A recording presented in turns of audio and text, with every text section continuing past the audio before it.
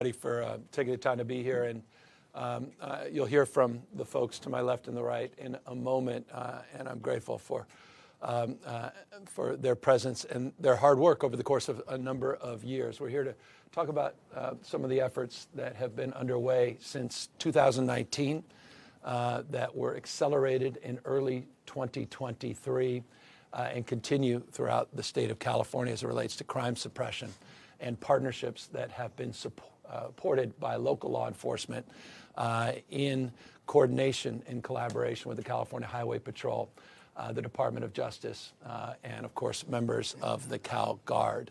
As you may recall, in 2023, early 2023, we were so about efforts that she wanted to push to jointly connect some of the law enforcement activities with the district attorney in San Francisco, our state Department of Justice, and the California Highway Patrol.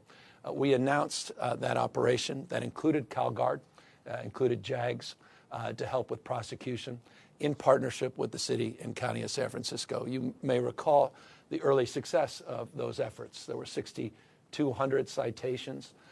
There were hundreds of stolen vehicles that were recovered and guns, illegal guns. Over 700 pounds of fentanyl was seized because of that operation. So successful was the operation in 2023 that we started receiving phone calls from other mayors throughout the state of California. At the time, Oakland was a hotspot. And Oakland, not only the mayor, but members of the County Board of Supervisors in Alameda, members of the city council, including clergy. We had a meeting here at the governor's office, and perhaps the most vocal advocates for partnership with the California Highway Patrol were members of clergy. We initiated that operation, which continues to this day with tremendous success. I underscore that success to highlight the fact that there has been over 4,000 vehicles in Oakland alone, stolen vehicles that have been recovered under this operation. Illegal guns, DUIs, that operation continues again to this day quite successfully, embraced by the new mayor, currently members of the city council, including, again, those that help sponsor this effort at the county level. We've expanded those operations in San Bernardino. We expanded those operations in Bakersfield. And we've received additional requests in other parts of the state. And that's what we wanted to highlight here today, that we're going to be expanding this operation, building on the success that is now included over 9,000 arrests statewide, a effort that will now take shape on border division down in San Diego. We're going to advance this effort down in LA to other parts of the Central Valley, not just limited to Bakersfield, in partnership with Mayor Go there in San Bernardino. And we're going to expand this operation in a collaborative that continues to include the cities and counties, our partners in the sheriff's office and local law enforcement agencies. We continue as well to work with the federal partners. I'll remind you, in San Francisco, working with the Biden administration, that we initiated as we launched the CHP operation, federal partnerships, an incredibly important and impactful partnership with the DEA, with the FBI, and with the Department of Justice. Operation Overdrive also advanced a lot of the efforts that have substantially improved quality of life and conditions in San Francisco. We continued to seek collaborative partnerships along the lines which we enjoyed in the Biden administration, and we continue to seek collaborative partnerships with local law enforcement agencies and local elected officials throughout the state of California. These operations will be targeted, they'll be data-driven, they'll be focused on the basis of intelligence gathering that's coming from different law enforcement agencies on the basis of these existing task forces and existing relationships. And these will be unannounced efforts. Teams, minimum teams of 15. They'll include K-9 teams. They'll include lieutenants, sergeants, and 10-plus officers. Will surge up, and the commissioner can talk a little bit more about how he sees these teams operating. They'll be mobile. They'll work on a regional basis, and as I noted, they'll be expanded. They'll be pulled out of 6 divisions, at least sort of organized around 6 divisions throughout the state of California. But the big announcement here today is building on the success of this proven program. We're now expanding it to 3 additional areas in the state, notably LA, San Diego, and other parts of the Central Valley. I would highlight, and I think this is important to highlight, and I know the issue of reduction in crime is an important issue, but I want to make this crystal clear. It's never good enough. Good enough never is. Success is not a place or a definition. Success is a direction. There is no having made it as it relates to the issue of crime suppression. That's why in California we continue to build on not just these partnerships, but over $1.7 billion of resources that we have provided under our public safety plan in this state since 2019. I will highlight specifically those partnerships that were significantly advanced, the $267 million in particular that was forwarded for prosecution, vertical prosecution grants for sheriffs, district attorneys, and law enforcement agencies throughout the state of California. 55 LEAs received, local law enforcement agencies, those grants. And that was specifically targeting retail theft, organized retail theft. You may have seen highlighted the outstanding job in partnership with 5 counties, led by Ventura County, other counties in Southern California, the work they just did and announced as it relates to the indictments, 43 counts and criminal charges in those 5 counties related to Home Depot operation that came from the support of those grants, and that was advanced because of a package of legislative reforms that I had the privilege of signing as it relates to organized retail theft that we signed last year and charged under one of those 11 or 12 specific pieces of legislation. Again, we continue to stack more support, and we continue to recognize we need to continue to do more to support our efforts. Of course, we have seen some progress. These numbers bear that out, but these numbers mean little to people. These are aggregate numbers, but we don't live in the aggregate. Everybody lives in a different community with different conditions, different challenges, and we are mindful that we have a lot more work to do. And that's precisely why we are announcing this today.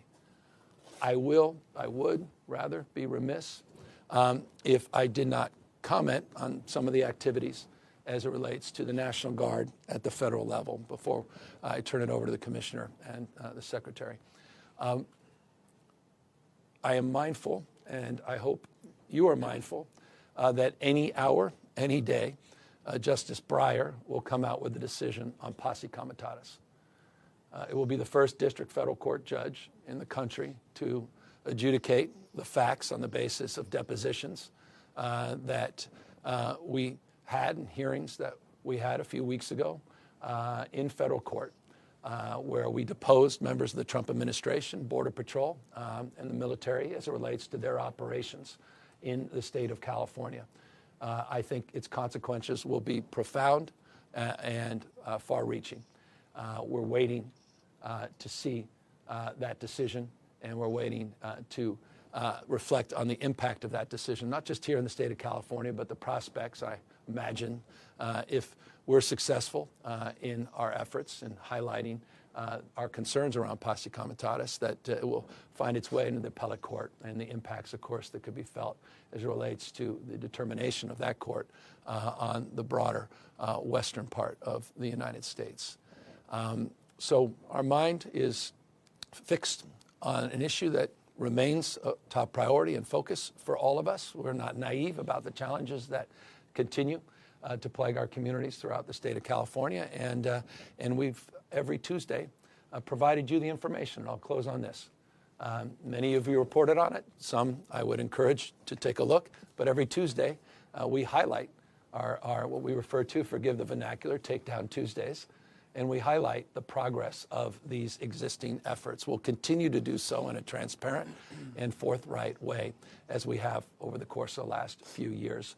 But we'll do it on the basis of these renewed efforts and these significantly expanded operations throughout the state of California. Commissioner, perhaps you want to talk a little bit more about what you intend to do and what you've been doing. Chandari, I'm the commissioner with the Higher Patrol, joined with Assistant Commissioner Rodney Ellison. He oversees all field operations for the state. For us, it's simple, doing everything we can in our power to make California the safest place to live, work, and travel.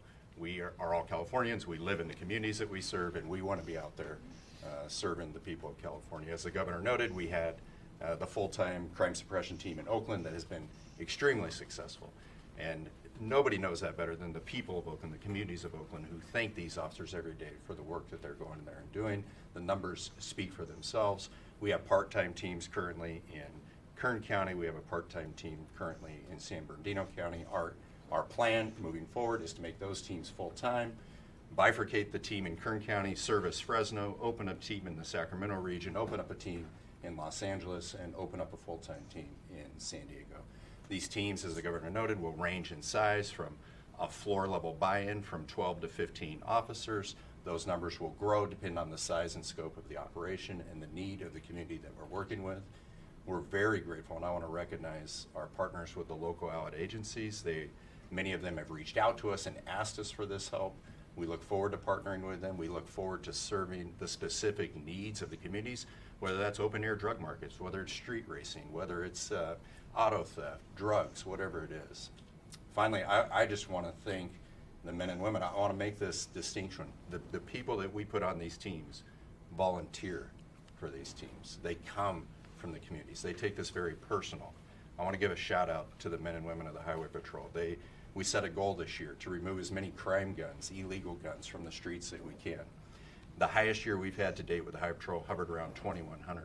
Year to date this year, we're just at 2,500 crime guns that they have removed from the streets. On top of that, almost 1,100 pounds of fentanyl, illegal drugs that are polluting our communities. And so, to the men and the women of the Highway Patrol, I say thank you. To the governor, thank you for the support, the confidence. To our teammates and the local allied agencies, we look forward to working with you. I appreciate it, Commissioner. And Tokes, perhaps you can update some of those coordinated operations. You're also doing a lot of work, continue to do a lot of work with cities and counties as it relates to encampment cleanups and quality of life issues. Absolutely. Good morning, everybody. Thanks for taking the time to be here. Just two really quick points. Number one, I want to thank the governor for his continued support and leadership on this issue. He's, every single time the CHP has reached out for support and come up with a new idea, or he comes up with a new idea, we're able to move it forward, and the evidence is there that it's making a difference. So thanks to the governor, and thanks to Commissioner and Commissioner Rodney as well for all your support in moving a lot of this effort forward, and for the governor's continued leadership. Number two, even though the governor said in his comments we don't live in the aggregate, look, his team, my team, spent a lot of time looking at the data. And when you look at this data, it clearly shows a lot of the efforts that he's been leading, Commissioner's been leading, it's making a difference. That chart he showed, Oakland, San Francisco, crime down. Overall as a state, violent crime is down in 2024, 4.5%. Property crime is down, 8.5% across the state in 2024. As the Commissioner noted, it's not just he and his teams. Those allied agencies obviously play a significant role in driving those numbers down. So I think it's just important to note that even though the governor is being bashful and saying, you know, we don't spend all our time here, our teams do. The people in the community should be feeling that impact of improved safety out there, no doubt. But to the governor's point as well, these issues related to crime are very much connected to what our streets look like. Not only do I have the responsibility to support Commissioner DeRee, also have oversight and support of Caltrans as well. Caltrans has a big responsibility in making sure that our rights of way, more than 50,000 miles in the state, are clean and open and safe, and dealing with issues related to people experiencing homelessness and encampments and litter, Clean California, all those things governors spearheaded to levels that we've never seen before in this state in his tenure, with funding and policy support. And so we're going to continue to do that work as well. Beyond CHB, Caltrans is going to continue to be focused and stepping up in cities like Oakland and San Francisco, and Bakersfield, San Diego, LA, to make sure that where we're seeing high numbers of litter or possible encampments, we're cleaning those up, and not just cleaning up encampments just to disperse people, but to make sure that they have long-term housing and care that they need as well. It's very, very important in the work that we do. We're not just going out there and cleaning up our sidewalks and clearing people out of the way. We're making sure they're connected to the continued services that they may need as well. So with that, again, Governor, thank you for your leadership on this. And Commissioner DeRee, the CST effort here, hoping that it sees much success in the months to come. Yeah, no, look, and the leadership is shared across the board. And I want to just highlight the mayors in particular that have been extraordinary partners in this effort. And it's a bipartisan effort. We're moving in Republican communities, Democratic communities, but we're all moving in the same direction. And that's the spirit we're bringing to this expansion of our existing program, and want to maintain that momentum and do it on the basis, I think, of what the commissioner mentioned, which is with the support, strong support of the community. One of the things that has been, I spent a lot of time in Oakland. It's an extraordinary thing to walk the streets of Oakland and have people come up and say thank you to the California Highway Patrol. Thank you to the men and women of California Highway Patrol for being there. And that's testament to the quality of the training, but also the quality of leadership. And so I just want to acknowledge the men and women that are in front lines and thank them for being extraordinary ambassadors for this program that allow us to be in this position to be able to expand it significantly across the state. With that, we're happy to answer any questions. Governor, is this in response to President Trump talking about, or is it to prevent the possibility? When President Trump talks about deploying more National Guard troops to more cities, is this part of a response or to prevent that from happening? Well, I think you can go back to your own reporting.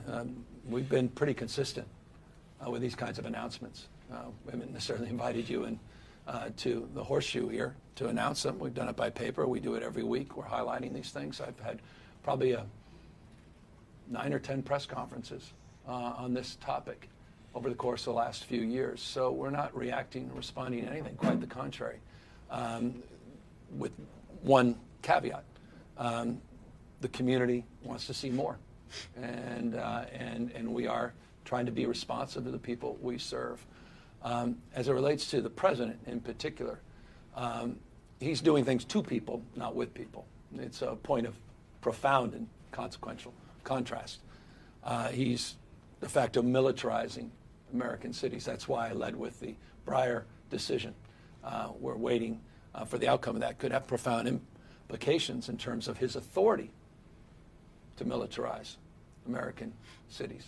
Again, certainly here in California, impacts, though, will be discussed and debated if he moves in our direction across the United States. But I should note, just on that, if he is to invest in crime suppression, I hope the President of the United States would look at the facts. Just consider Speaker Johnson's state and district. Just look at the murder rate. That's nearly 4 times higher than Californians in Louisiana. This Speaker Johnson, 4x higher. I'm just offering, again, you've not seen this on Fox News, so President may not be familiar with these facts. So I want to present some facts to the President of the United States, and imagine this is alarming to the President to learn these facts, particularly Speaker Johnson, who's been such a strong partner and ally in these efforts. So the carnage in Louisiana is well defined. Of course, Mississippi leads the nation as the #1 murder state in America. Imagine this in particular may resonate with the President of the United States. It's got a murder rate, it's 180%. 180% higher than Los Angeles. It's interesting. LA has more people. These are all per capita numbers. More people than Los Angeles. Perhaps the President could deploy the National Guard in every corner of Mississippi. It's the murder rate's out of control there. Carnage. And Governor may want to make that phone call. Again, if they care about the issues of crime and violence. I would note St. Louis murder rate is 190% larger than Oakland. I can go on. We could talk about the carnage in Arkansas. Again, one of the top 10 murder states in America. 2.6 times greater than San Francisco. Again, these are just not just observations. They're stone-cold facts. And the fact remains, if the president is sincere about the issue of crime and violence, there's no question in my mind that he'll likely be sending the troops into Louisiana and Mississippi to address the unconscionable wave of violence that continues to plague those states. Governor, you talked about putting the mirror up to the Trump administration. I'm not necessarily pointing to this, but in social media with the Patriot Shop that you've established, I mean, is this a way still, though, to sort of do that? Because we've been at this, as you know. You've been to all these events for months and months, and I think we kicked this off with the AG, a few years back in San Jose. We were very vocal about the legislature moving on that legislative package a year plus ago. So I think it's a continuation of that. But I think it is important to highlight the National Guard issue. I thought it was the right question. And it's a question on all our minds. Is this America? Are we losing our country? Have we lost grip with reality? The idea that the military can be out there in every street corner. In the United States of America, that people that don't look like me, the black and brown community, quite literally feeling like they're racially profiled, scared to death to walk their dogs or go to the grocery store. Even in some cases, now you're hearing more and more about it, going to the hospital to get emergency care, let alone preventative care. For that matter, even going to school or a graduation we saw last year, funerals, weddings, events. So, no, I think it's important to build on what we're doing, yes, to extend that narrative, to expand our successful programs, to acknowledge we have work to do, not suggesting otherwise, but also acknowledge that this country needs to wake up to what's going on, and not just the authoritarian tendencies, but the authoritarian actions by this president. This cannot be normalized. And yes, so I'm highlighting some just blatant hypocrisy. Yes, we're putting a mirror up to the lunacy that is Trump's tweets and his grift. The madness that is someone that would dress up as the Pope and tweet that out. Or put his face up there on Mount Rushmore in a Superman costume. President of the United States. So I do think it's important to put that mirror, that lens back, and have everyone reflect on it and say, well, have we accepted this as normal? Why aren't we calling this out more clearly? So extension of what we're doing, but also, yes, highlighting some of that. We know that he often, challenges facts. So him challenging crime data in D.C. What's the plan in place if he obviously doesn't believe? Well, it's an administration that's always believed in alternative facts. In fact, facts don't matter. Illusion rules. That's why the chatbots at Fox are so successful at night. Shape-shifting. Facts don't matter. They flood the zone with narrative. But facts are stubborn things. And the fact is, Mississippi, I mentioned Arkansas. How about Tennessee? Alabama. Alabama's top 3 murder states in America. Where's the President of the United States? I thought he cared. These are his states that voted for him. His state of mind doesn't seem to be focused on the issue of crime and violence. It's about an expression of authoritarianism. He reflects and waxes, I think, 2 out of the last 3 days, talking about being a dictator. I hope people pay attention. And so we are data-driven here. This basis of facts, in evidence, not just police chiefs that provide that information, but the FBI that stress tests that information. We still believe that facts matter. And that's a question for the Trump administration. I'm not convinced he does or ever has. Governor, thanks for having us in your office. I think it's the first time we're in this setting. Yeah.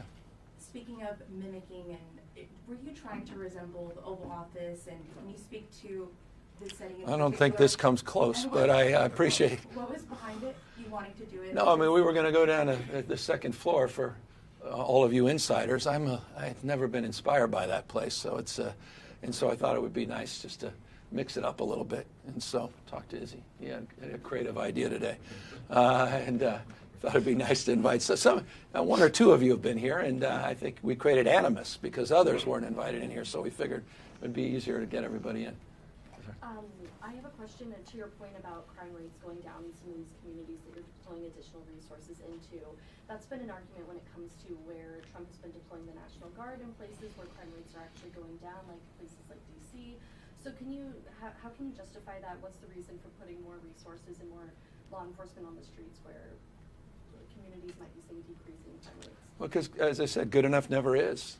A decrease is not, I think, look, and this is more my own observation. This is more of a tonal observation. I don't think it's a very good argument to make that, well, we're down 15, 20% when you still have people whose cars are broken into. You still have crimes being committed. You still have murders. You still feel unsafe in certain parts of certain communities and all across this country. So I think we have to be very careful about that. And I'm not arguing to defend the status quo, quite the contrary. We think we can do better still. Just because we have the second lowest homicides in modern recorded history, certainly my lifetime, doesn't mean we can't do better. We can. And that's what this is about. But again, I also would highlight that our efforts were focused in the initiation of this effort that we're expanding here today. We're focused on hotspots. We focused on parts of San Francisco 2 years ago that were of concern. We've seen progress, but not good enough. I talked to the mayor the other day about it. He wants to see more. He was very encouraged by our willingness to engage and re-engage back in San Francisco. We went to Kern County, which was the murder capital of California, Kern County, a few years ago. I'm off the charts. I think for 5 out of the last 6 years, they've been the murder capital of the state. And we reached out to mayor and the county, and we said, look, this is not just about coastal cities. This is about parts of the state that we don't overlook, but often parts of the state that are overlooked. And those partnerships have proven unbelievably successful. By the way, I mentioned Mayor Go because not only did she enthusiastically embrace this, but she's seen some of the biggest decreases in crime in Bakersfield in the state. We're using not just our mobile resources, we're using our air resources down there as well, and I appreciate the commissioner's work in that respect. We're going after sideshows down there, and we've seen some success. So their willingness to engage has been profoundly consequential and beneficial, and I think a lot of those communities that have seen declines think they could do better, can do more, and that's why we're going about that. Governor, you mentioned hotspots. Can you speak a little bit more, maybe you all can as well, to what's happening in Los Angeles County, what your plans are, if there's specific crimes you're targeting or enforcement you're going to stand up there? Yeah, it's still early. We're having conversations with LAPD. I can tell you this, the city, the mayor's office, and our counterparts with LAPD are very excited about the partnership we're going to do. That's probably going to be one of our biggest number of resources. We have a lot of officers in LA County, so it's going to be an easy lift for us. And so we look forward to being proactive with them. And really, it's going to be, we sit down and plan out these operations 30, 60, 90 days out with Los Angeles Police Department and see where we want to combine our forces. So. You mentioned retail theft, you mentioned street racing. Are there any specific types of crime you'll be focusing most on? Yeah, I mean, our bailiwick is auto theft, obviously, just any crime. When you have a crime issue, the governor talks about where these trends are going up. Our plan is to go in and do what we do. We go in and saturate an area with high visibility in-view patrol. We're going to put numbers of black and white patrol cars and officers in uniform in there. It deters criminals. The people that have a problem with that are the criminal community have a problem with us coming in and saturating an area. So whatever the crime is, when we come in and do just enforcement that leads to good police work, that crime goes down. So I want to just, and if I may, well, forgive me, but just I want to also compliment the commissioner. It was the CHP working with LAPD that were protecting the National Guard and the military in LA. I want to thank them for that. The LAPD, in partnership with the CHP, had to protect the federalized guard and the United States military after Donald Trump federalized them. And I just want to compliment you more publicly for an outstanding job in that respect. Forgive me. Can you talk about what your efforts will focus on in Sacramento and Central Valley? yeah, same thing. Yeah, same thing. We're talking with those chiefs directly to see where their needs are, but it'll be the same plan of attack. And so these operations will be well thought out, will be data driven, will be planned in advance, but obviously we're not going to public on when and where. And after we've executed some of them, we'll be more than happy to share what the results Two are. messages today are kind of contradictory. On the one hand, you're mocking Trump's deployments and, you know, highlighting the crime rates in red states that you say are higher, and at the same time, we're here because you're surging law enforcement across the state. So, do you believe that crime is a problem in California or not? Well, sort of a curious question. I made the entire point that crime's an issue and we want to tackle it, and we continue to do more in that space, and we announced and highlighted some of the expansion. What is not contradictory, respectfully, is that we're doing it in partnership with our local communities. We did it in partnership with the Biden administration prior. We're not talking about the nationalization, the militarization of the Guard and militarizing United States cities. So quite the contrary. Thank you, everyone. Trafficking, Thank is you. that, I mean, not to get specific, but trafficking in this area. Thanks, guys.